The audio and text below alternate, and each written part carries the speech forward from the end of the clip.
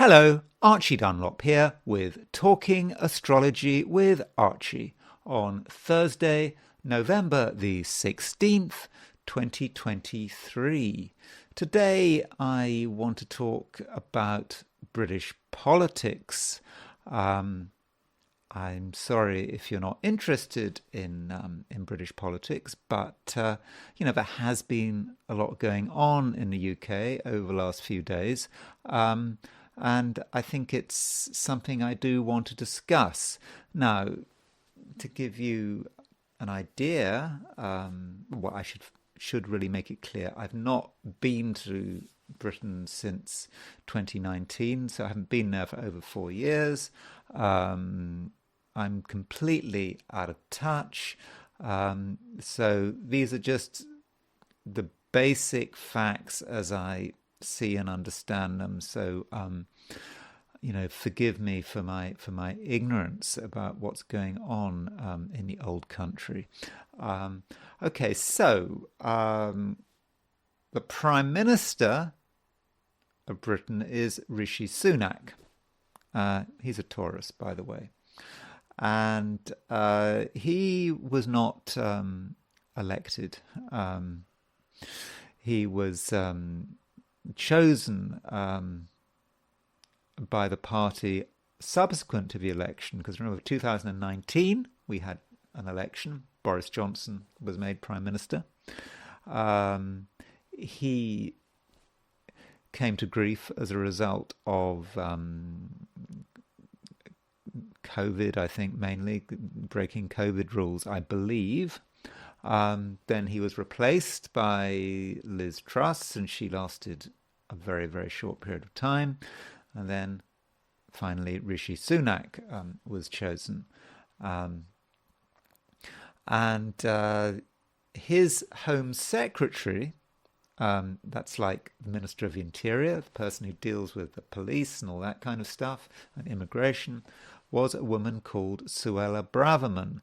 And Suella Braverman was on the right of the party, and she wanted to have strong action against illegal immigration.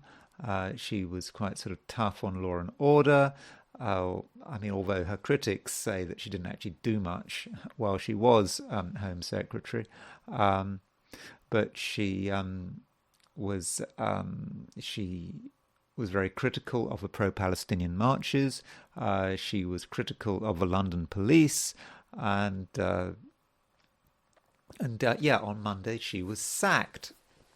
And as a result of that sacking, she wrote a letter where she was really scathing about Rishi Sunak,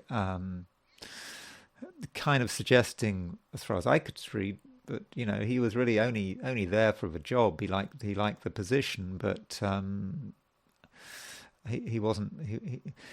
That was it. And she also said that she was someone who couldn't be trusted. That he made promises to her which he betrayed her on that.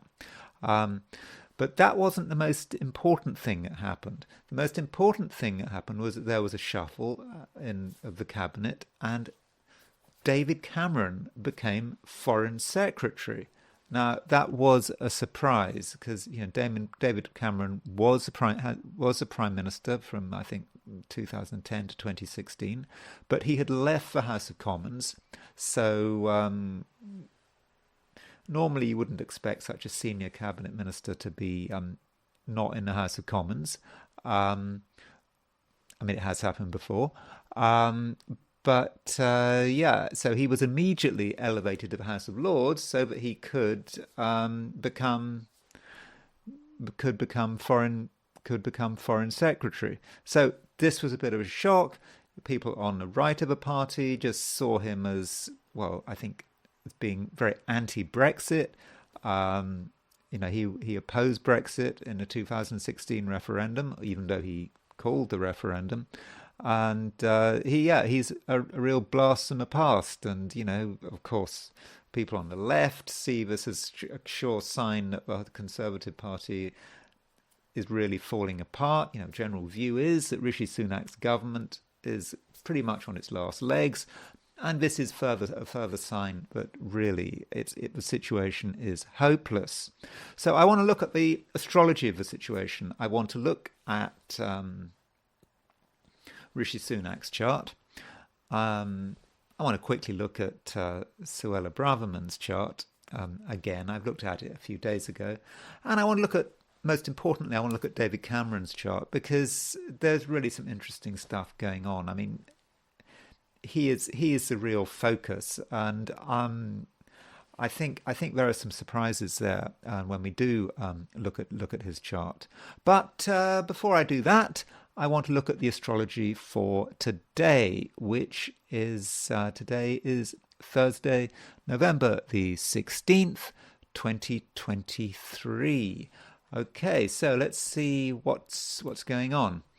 So here is the chart for today, as always, set for New York at noon today. There's no particular reason why it has to be set for New York at noon, but that seems a sort of convenient halfway point, perhaps between Europe and America and okay. So here's the chart.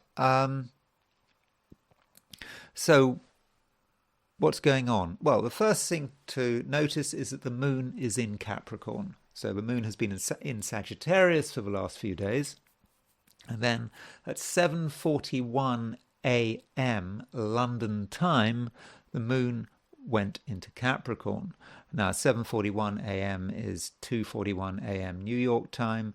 It's kind of yesterday. It's Wednesday evening in the West Coast, California, Oregon, Washington State, British Columbia. If you're in the Americas, moon is in Capricorn all day, absolutely all day, and pretty much pretty much went in as soon as the day started.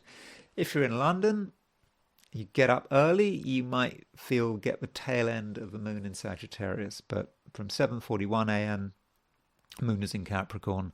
If you're in Western Europe, an hour later, 8:41 a.m. If you're in Australia, New Zealand, the moon does not go into Capricorn until that would be, I suppose, late afternoon, early evening. So for much of the day, the moon is going to be in Sagittarius. So to an extent, it depends where you are, but certainly the Americas and Europe, we can really regard the moon as being in Capricorn all day. So what does that mean? The moon is in its detriment in Capricorn. That's because the moon rules Cancer. Capricorn is the opposite sign, so moon is in its detriment in Capricorn. The moon doesn't really work very well in Capricorn. The Capricorn is an earth sign. It's quite materialistic. When the moon is in Capricorn, this is supposed to be a sort of feeling, receptive sign, but can it really work in Capricorn? It can be a bit too materialistic, moon in Capricorn, can be too focused on self and self's material interests. So it is quite a selfish day. We might be selfish. You might notice other people being selfish. People might be obsessing about what seem to be relatively small amounts of money. Sort of material details might become very important. There might be a certain inappropriateness about this. In certain situations, we shouldn't be worried about money. But when moon is in Capricorn, we're often just always worried about money. However, I think it's important not to be judgmental. We all have to look after ourselves, and we have to look after ourselves and our family, and that's moon in Capricorn. So I don't think you need to feel guilty about being selfish, provided the selfishness doesn't go over the top. And also, the selfishness is mitigated by the fact that the moon is making a trine aspect to Jupiter in Taurus. So Jupiter in Taurus is actually quite generous. So it's a contrast. Yeah, Moon in Capricorn can be quite mean, but Jupiter Jupiter in Taurus, there's a generosity there. It sort of blunts the selfishness of the Moon in Capricorn. But having this trine, 120-degree aspect between the Moon and Jupiter in Earth signs, it does favour material pursuits, doing things to make money, doing things to boost our career. So, it's a day when we can be productive. And, also Moon trine Jupiter, it's a good day for starting things. Because the moon is sort of action and it's applying to the trine of Jupiter, which is a fortunate planet. So we can get things going, particularly if they're of a material nature. Another thing is that the moon is sort of separating from a sextile to Saturn. So that provides a certain amount of stability. I think you'll be feeling that moon sextile Saturn perhaps more if you're in Asia and Australasia. But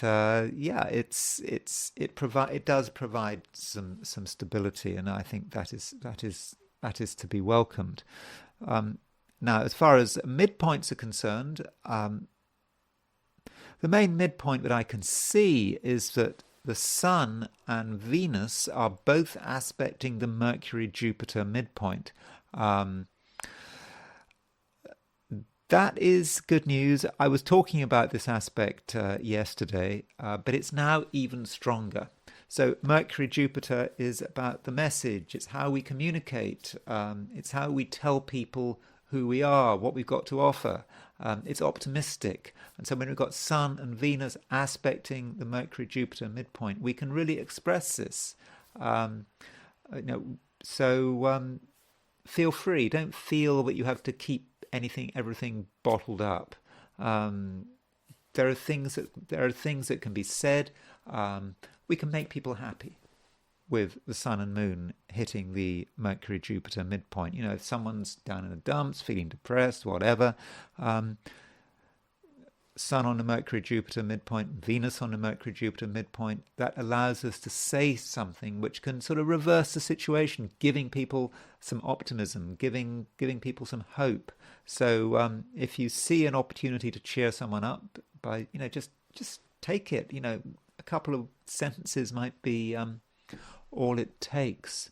Okay, so now I want to do my forecasts for the 12 signs. So here we go. Forecast of the 12 signs coming up. And these are my forecasts for today, which is Thursday, November the 16th, 2023. Aries. Today, you're quite serious, but in a good way. You understand your responsibilities, and things like money and career are going to be important to you. This means that you should be able to restrain some of your natural impulsiveness. And also today, it's okay to put your own interests first. Taurus. Taurians are sometimes accused of being narrow-minded. This isn't true, but sometimes you have to demonstrate that you are open to new ideas. And today, with the moon making a fortunate aspect to Jupiter, you can see the world from a fresh perspective. And opportunities for both advancement and inspiration will make themselves felt. International links are fortunate. Gemini, you understand that other people can't be ignored, and at the same time you see the multidimensionality of the human condition. There are reasons behind the reasons, and right now you have a good understanding of this rather complex situation, and by acting early with both clarity and humanity, you can show a side of your character which other people often miss. Cancer, you can let people take the initiative, at least to some extent. They've probably got more energy than you, and their enthusiasm could be refreshing. Also, listen carefully to what people are talking about. There's an atmosphere of good sense, and advice given freely could put you on the right track. Leo, on the surface, today might be a bit boring, but that doesn't mean it can't be useful. Indeed, you'll probably be luckier than usual. So you just do what you're supposed to be doing, especially in terms of your material goals. It seems unspectacular, then all of a sudden things come together. Virgo, your star sign receives favourable 120-degree aspects from the Moon and Jupiter. Things become easy, and tasks that not so long ago seemed impossible now have a real chance of being accomplished. And you're able to put in a special Virgoan ingredient. You concentrate on the details that matter, and this allows you to move things on to the next stage. Libra, today you're pretty astute.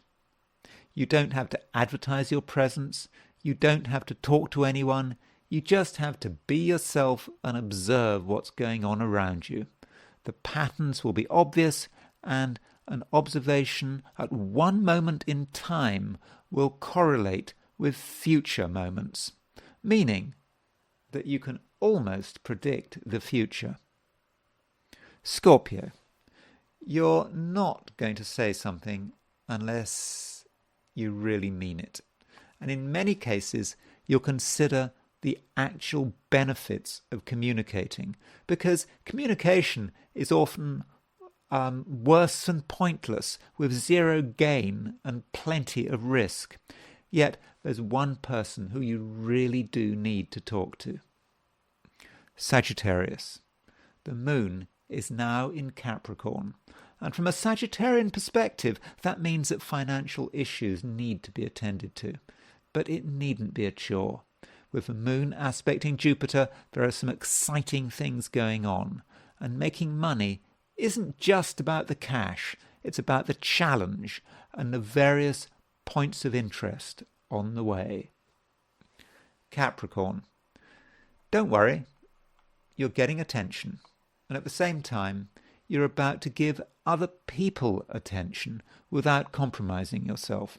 And overall, there is a natural flow where you can be creative but also mindful of your own vital interests.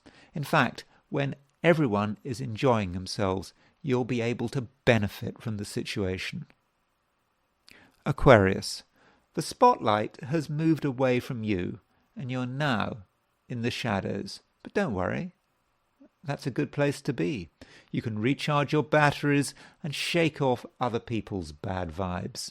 But you still need to keep half an eye on things like career and business. There are developments going on which at some stage you can maybe take advantage of. Pisces, Jupiter, your ruler, continues to move retrograde. So there are times when you have second thoughts, and this could lead to hesitation. And I'm talking about not just today, I'm just talking about over the last few months and a couple of months into the future. but or 6 weeks into the future maybe, but you still have a fundamental optimism. And today's trine aspect between the moon and Jupiter can give you new motivation, a feeling that you're on the right track, helped by your friends and colleagues. Okay, so those are my forecasts for the 12 signs, and I'm now going to turn to the I Ching. So, as always, I ask the question, what is Thursday going to be like for those watching this video? And the first hexagram I got was hexagram 59, dispersion. This is often connected with floods. The symbolism is sort of floods coming away to clear everything away. The rain's coming in, everything gets washed out. And this isn't necessarily a bad thing, because there's a certain amount of things being stagnant, not moving, and sometimes we need everything to be cleaned out. And so that might be what's going on today, perhaps particularly at the beginning of the day. Things have to be just removed, reconsidered, and ourselves, we might feel a certain sense of chaos, that suddenly everything is moving and spinning around. It's like we're stuck in a washing machine, and we're rotating, and there's water everywhere, and we've lost our bearings, that kind of thing. That might be a bit how it feels. And things are moving. Things which were one place are moving to somewhere else. And that's interesting, because there can be very fast moves in the chaos of a washing machine moving round and round. And there are two moving lines. The second from the bottom moves, and the third from the bottom moves. And the second from the bottom movement is indicating there's going to be a time today when we're going to feel that the situation is absolutely hopeless, when we just cannot deal with it. And it's kind of at that moment where we feel that everything is hopeless that things will actually start moving our way. And there may be this opportunity to what seems to be like snatching victory from defeat. At that moment where things are really falling apart, we can suddenly get it together. But still, we're not out of the woods, and just as we've got it together, then it's like there's another wave, and we might actually, again, I'm talking symbolically here, might literally feel ourselves being swept away. But what this being swept away means, in terms of whatever issue you're coming into this I Ching reading with, that the situation is so desperate, but so important, that we can't really think about ourselves. There's no point in thinking about ourselves. It's just we've got to kind of think about the broad collective and what we're supposed to be doing. And by doing that, by acting in a kind of selfless way, thinking about the wider community, we can actually get to grips with the situation through selfless behavior. I'm not talking about doing anything crazy, by the way. I'm not talking about self-sacrifice or anything like that. I'm just saying behavior which is motivated just not by our own selfish interests. And that's tough, because remember, the moon is in Capricorn, and I just said when I was earlier talking about the astrology that moon in Capricorn is about being selfish, and I said it was okay to be selfish. So this may be an area where the I Ching is kind of contradicting the astrology.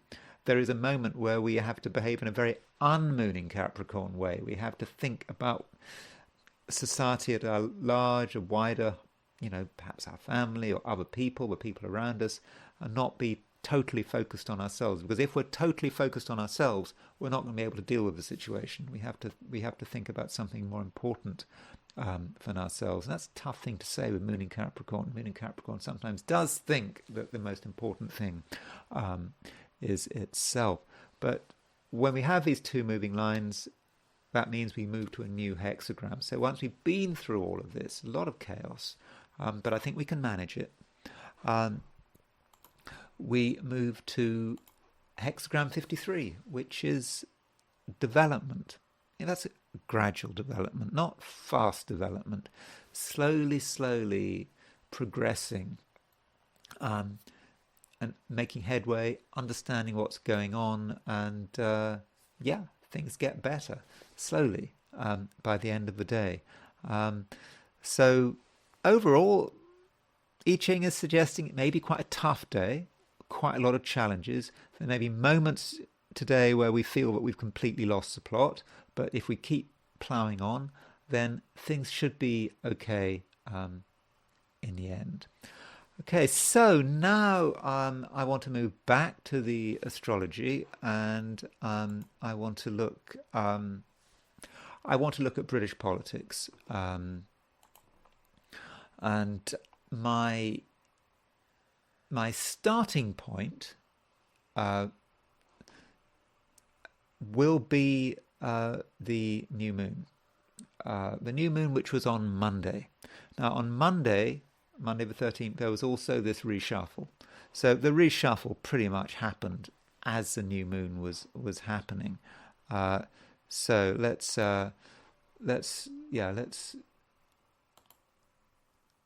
start with the new moon. This is the new moon set for Westminster in England. It's not particularly spectacular in the sense that there's nothing really ties it to the UK. There's no planet on an angle, but by angle I mean ascendant, midheaven. Okay, Chiron is on the IC, but I don't know.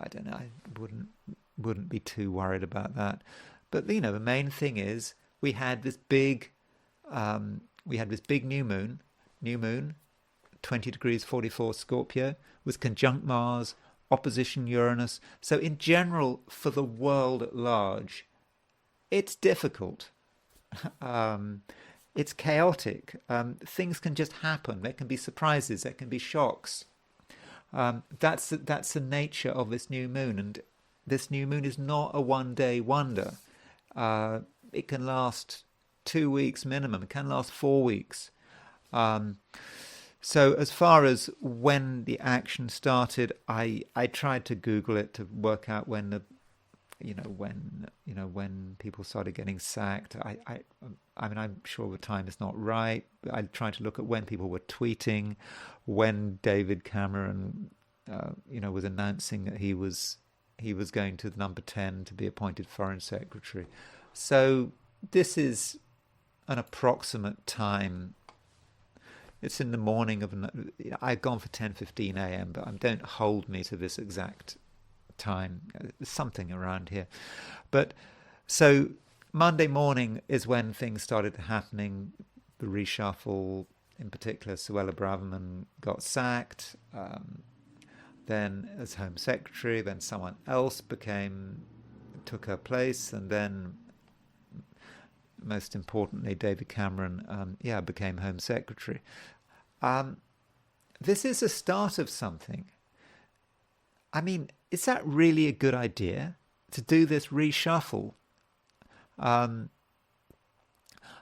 just after a Scorpio new moon, just after a Scorpio new moon, which is opposition Uranus, and the Scorpio new moon, which is conjunct Mars? This reshuffle is kind of doomed. I mean, it's doomed in the sense that it's not going to achieve its purpose in terms of helping the British government to survive. And I think that the consequences of this reshuffle are not going to be helpful for Rishi Sunak. Now, of course, I know I'm stating the obvious here, but the astrology does confirm it. I mean, if you look at what people are saying in the UK, whether we're on the left or the right, they're saying that this reshuffle is a real sign of weakness. It's a sign that the end is nigh for Rishi Sunak and the Conservatives. That's what people are saying. And the fact this reshuffle is done on a new moon, a very nasty new moon, indicates that the problems for Rishi Sunak haven't even started. So as far as Rishi Sunak is concerned, I have looked at his chart before. Now here's Rishi Sunak's chart. I do not have a time of birth for him. Gone from May the 12th, 1980 at noon, simply because I don't have a time of birth. He was born in Southampton.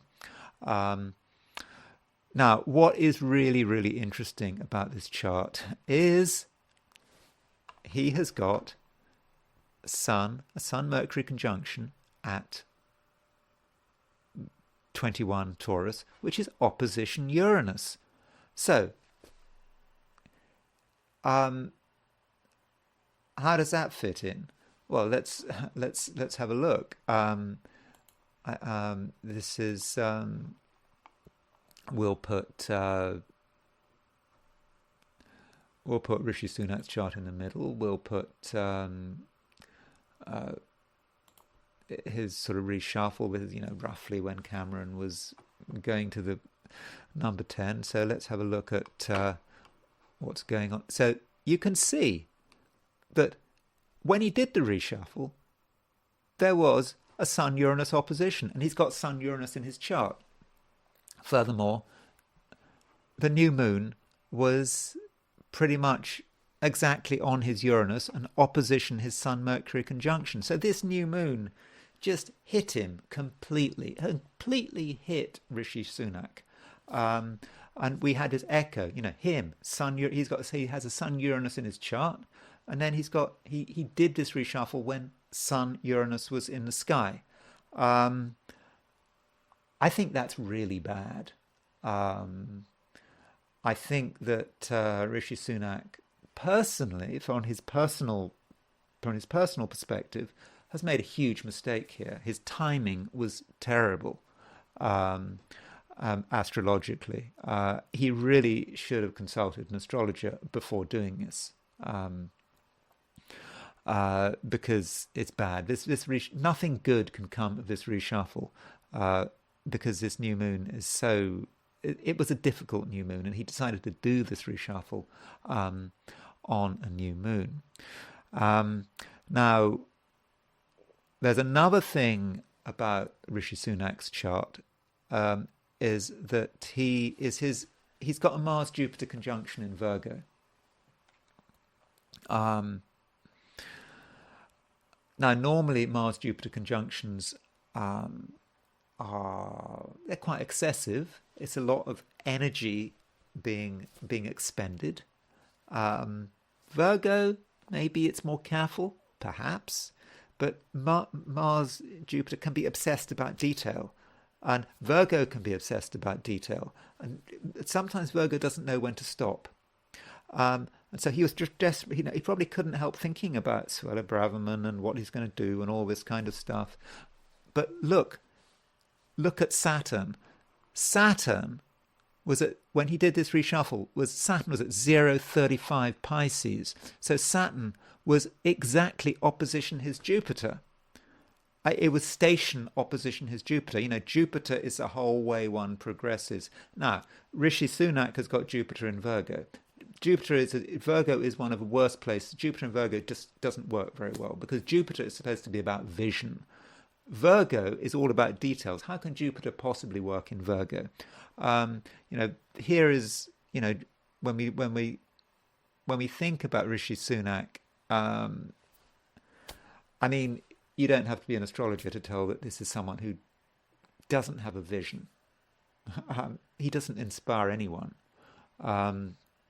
This is not someone you should have as a prime minister when you're in trouble.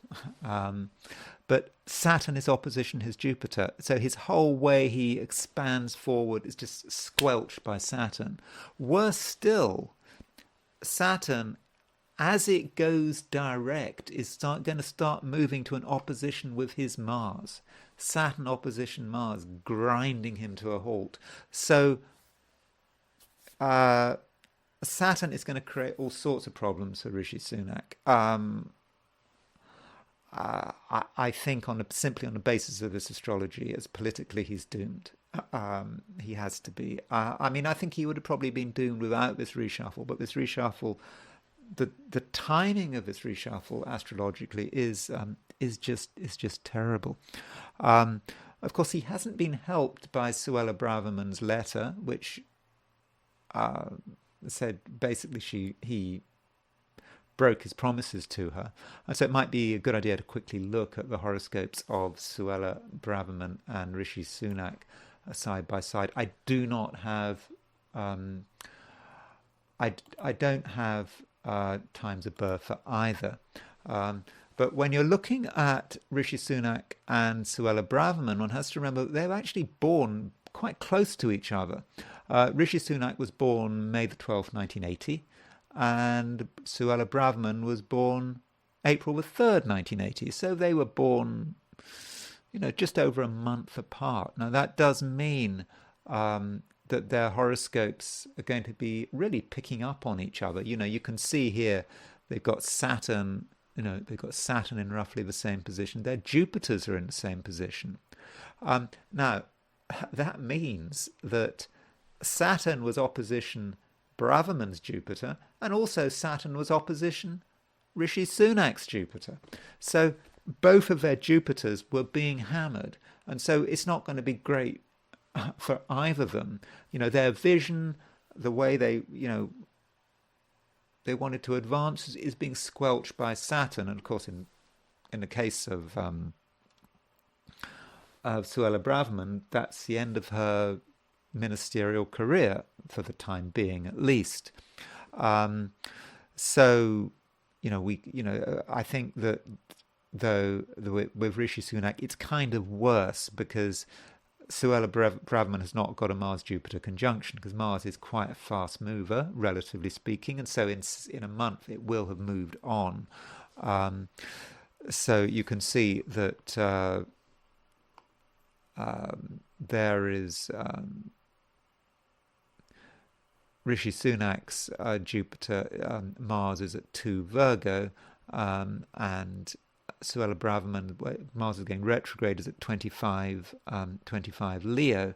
You can see Suella Braverman's Mars is exactly on Sunak's North Node. So Mars North Node, I think I'd see North Node as a point of contact, and Mars on that North Node does suggest a sort of an angry connection there. But it's interesting that the two are born very close to each other. One thing about Suella Braverman, she was sacked on a Mars, close to a Mars-Saturn opposition, and in her horoscope, she has a Mars-Uranus square. Okay, so that's those two. Now, what about David Cameron? This was a surprise. People on the left and right are being very negative about it. So here is David Cameron's chart. We do have a time of birth. Interestingly, David Cameron was born almost exactly a century after Ramsay MacDonald. Ramsay MacDonald was a British Prime Minister who was born, I think October the 11th or 12th, 1866. And David Cameron was born almost exactly a century later. I don't know if David Cameron is a reincarnation of Ramsay MacDonald, but that's an interesting observation, I think. So David Cameron's chart, okay, he's a Libra. And he is a smooth operator. People like him. He's not abrasive. He kind of wants to be everyone's friend. That's the impression one gets. There, if he's born at 6 a.m., okay, 6 a.m. is a rather approximate time. But assuming he wasn't born at 4:45 and 4:45 in the morning, if he really was born at 6, he's got Libra rising, he's got Venus in Libra, and he's got the Sun in Libra. Um, so, you know, very different energy from compared to, say, Suella Braverman and Rishi Sunak. And I suppose you could say for a foreign secretary, someone who has to deal with foreign leaders and whatever, Libra suits him very well. And of course, if you look, when you looked at him as when he was prime minister, he loved talking to all these people like Obama, and he got on with them really well. And uh, he I can't remember who it was with, and was he with the Danish prime minister? They were taking selfies of each other, and Obama's wife was looking disapprovingly. I can't remember. It was, but yeah, he just likes all that kind of stuff, and he's good at it. But of course, if you're, for example, if you're a supporter of Brexit, you're not going to be too comfortable with that, because you're going to see, David Cameron. He wants to be friends with everyone. He probably wants to, wants to have closer ties with the European Union, all of that kind of stuff. So there might be concerns about that. But one shouldn't forget that, in a way, David Cameron was a very successful prime minister in an electoral sense. He won the 2010 election. There was he had a coalition. He won the 2015 election. Okay, in the end, he lost the Brexit referendum, but he was prime minister for 6 years, and he won 2 elections. So he has got a record for being successful in an electoral sense. He also has a Moon-Jupiter conjunction. Moon-Jupiter conjunctions are fortunate. Okay, it's a Moon-Jupiter conjunction in Leo. That's probably for the Moon. The Moon doesn't work terribly well in Leo, but Jupiter's in a fire sign. It's a nighttime chart. You can see, because the sun is below the horizon, Jupiter rules the fiery triplicity. So that's a strong Jupiter conjunct the Moon. So there is a certain amount of good fortune in this chart. And the Moon, look at the Moon. The Moon at 6 Leo is making a sextile to his Venus at 7 Libra. So yeah, I mean, there is a certain amount of good fortune in that chart. I mean, it's. I would have said in many respects, it's quite a good chart. So as far as what's going on right now is concerned, well, there's his solar return. So David Cameron's solar return, that would be the point when the sun returned to where it was when he was born. So his previous birthday. Remember, he's just turned 57. So if we look at the solar return for his 57th birthday, here we go. I would argue that David Cameron's solar return is really good. Firstly, he's got the North Node right on the midheaven. Now, traditionally, the North Node is fortunate, certainly in Western astrology. North Node is kind of like of the nature of Jupiter, South Node, nature of Saturn. So having North Node on the midheaven, that's certainly good in terms for career, having a North Node there.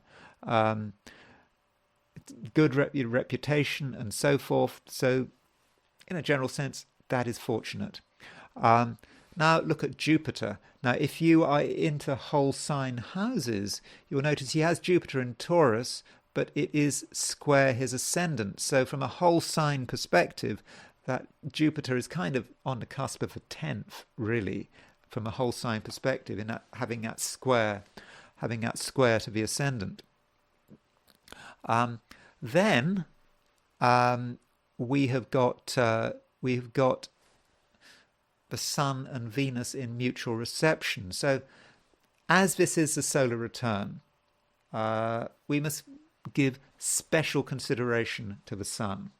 Now, because he's a Libra, the Sun is always going to be in Libra. And the Sun is fallen in Libra. I mean, Libra is the Sun is exalted in Aries. It's fallen in Libra, so not a good Sun. But every single solar return, he's got the Sun in Libra. But in this solar return, his Sun is in the sign of Venus, because Venus rules Libra, and Venus is in the sign of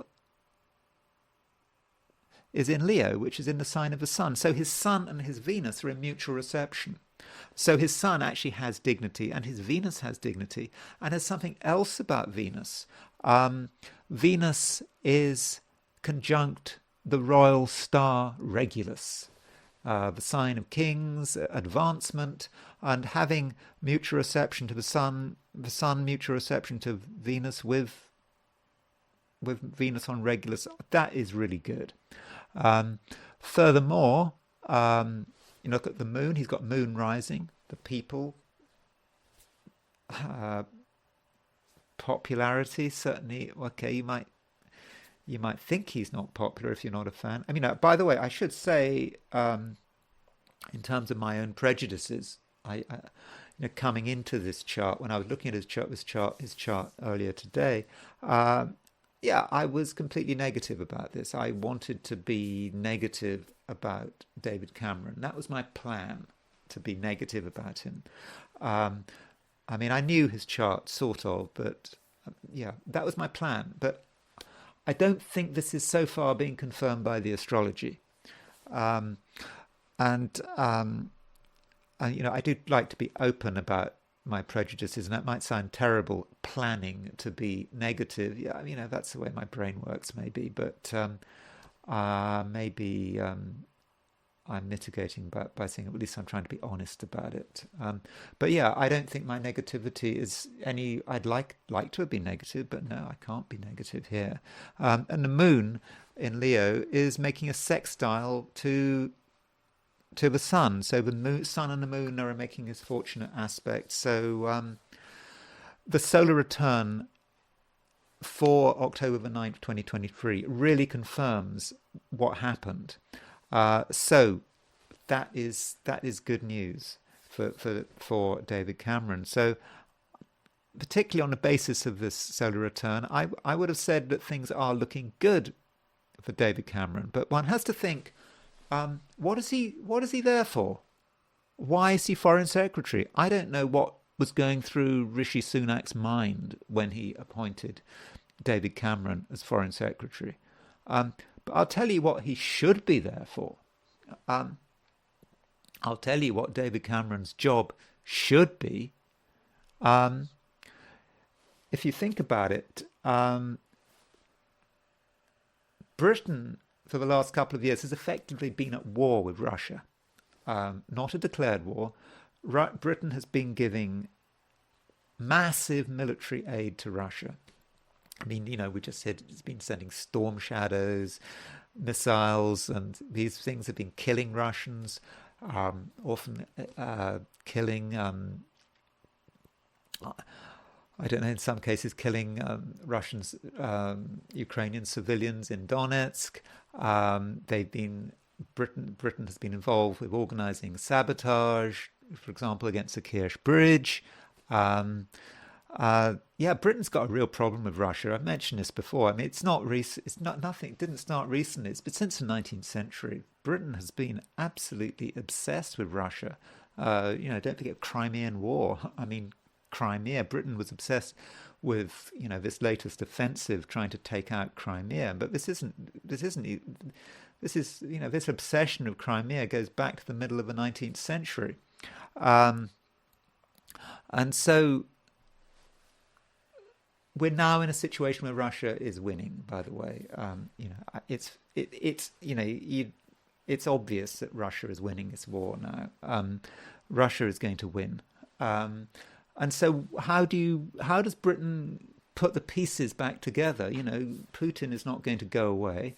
Um, how are they going to do that? So the advantage that Cameron has is that so far he wasn't involved with Britain and America's proxy war so far. Of course, now he's in government. There's plenty of chance for him to get involved, but one of his jobs is going to be to talk to people like Putin, and certainly the Russian foreign minister Sergei Lavrov, and so his job should be to repair relations with Russia after this war is finished. Now, it may not be, of course, it may be that this war carries on for quite a lot longer. By the time the war's finished, it may be that there's been an election and there's a different government. So that's quite possible.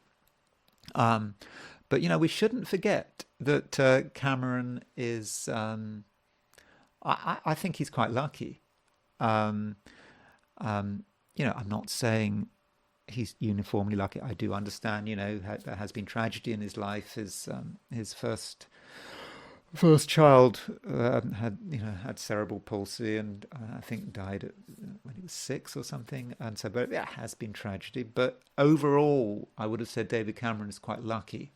He's quite fortunate. And when I look at his Vedic chart at the end of this video, I think that luck is confirmed.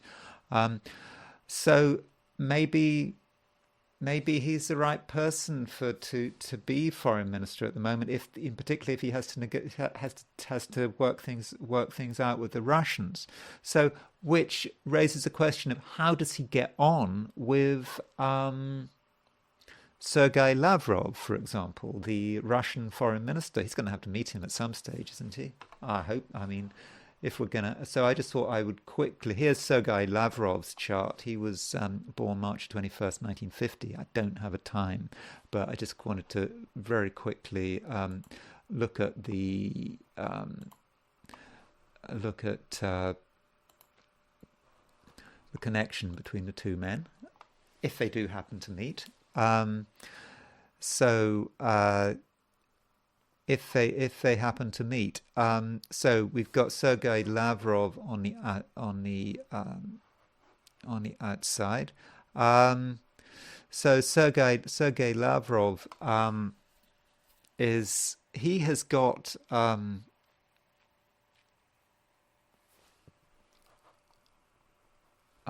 so we got Sergei. Okay, so there's David Cameron in the middle. That is David Cameron's lunar return. We don't want that. So bear with me. Sorry about that. We're going to put Sergei Lavrov on the outside. Okay, that's better. Okay, so there's David Cameron's chart, and there's Sergei Lavrov's on the outside. So I think we can see some problems here. There is Cameron's ascendant, and Sergei Lavrov's Mars is right on David Cameron's ascendant. And Lavrov has a Sun-Mars opposition in his chart, which is right across Cameron's ascendant-descendant axis.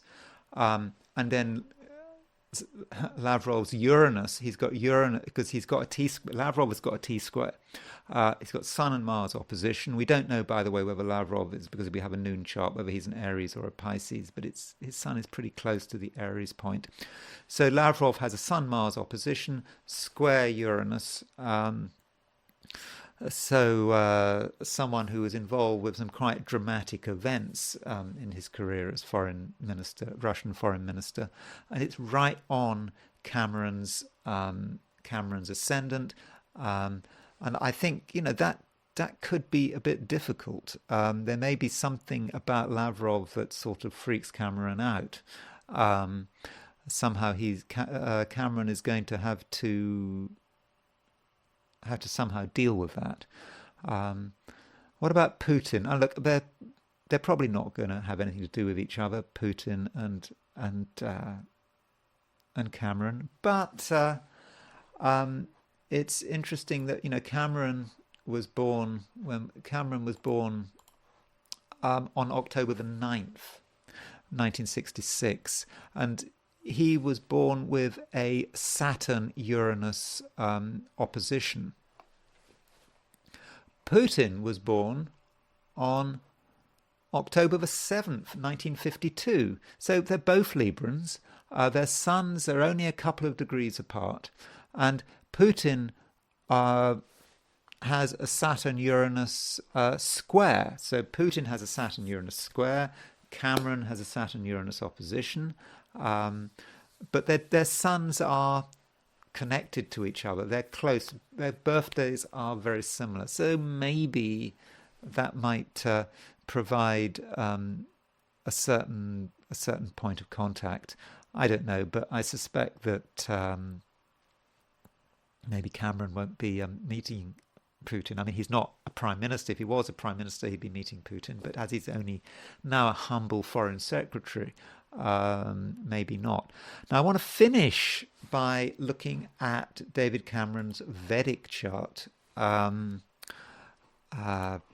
Here's his Vedic chart.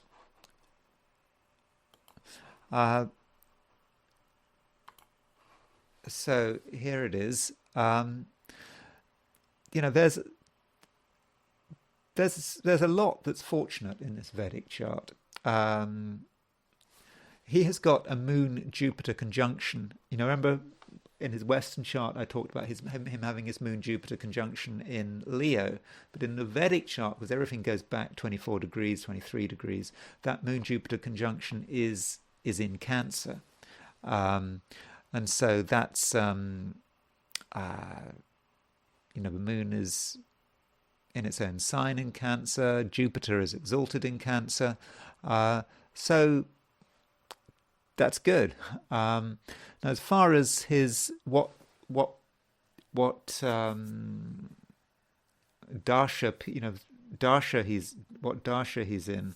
As we know in Vedic astrology, life is divided up into these 9 periods, and each period is divided up into 9 sub-periods. It's 9 because we've got the 7 planets plus the North Node and the South Node, Uranus, Neptune, and Pluto not being used in standard Vedic astrology. So if you look at his chart, in May 2021, so just over 2 years ago, Cameron started his moon dasha. And he has moon in Cancer, which I think is a reasonable place for the moon to be in, and it's conjunct Jupiter. So there's a fair amount of promise there with his moon Jupiter conjunction coming into play with the start of his moon dasha in May 21. Then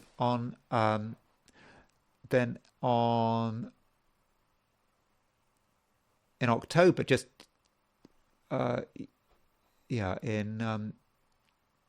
the end of last year, about a year ago, he entered his moon Rahu dasha. So this is a main period moon Rahu, the North Node sub period. That's the period in which he returned to government as foreign secretary.